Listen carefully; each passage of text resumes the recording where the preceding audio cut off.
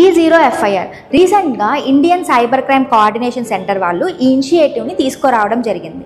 Indian cyber crime coordination centre అనేది ministry of home affairs కింద ఉంటుంది. సో ఈ ఇనిషియేటివ్ని పైలట్ ప్రాజెక్ట్ లాగా ఢిల్లీలో ఇంట్రడ్యూస్ చేయడం జరిగింది.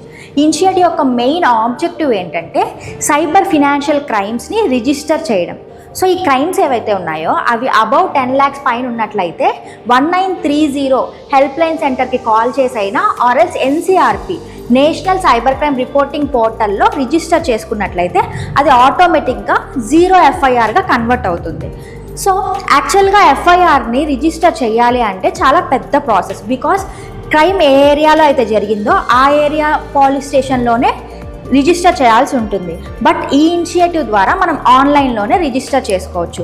సో కంప్లైంట్ చేసిన పర్సన్ ఎవరైతే ఉన్నారో వితిన్ 3 days లోపు సైబర్ క్రైమ్ పోలీస్ స్టేషన్ని విజిట్ చేసి ఈ 0FIRని రెగ్యులర్ FIR లాగా కన్వర్ట్ చేసుకోవచ్చు అనమాట.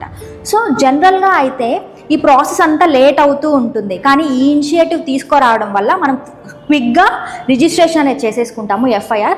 సో ఈ సైబర్ క్రైమ్స్ అనేవి ఈజీగా సాల్వ్ చేయడానికి వీలుగా ఉంటుంది.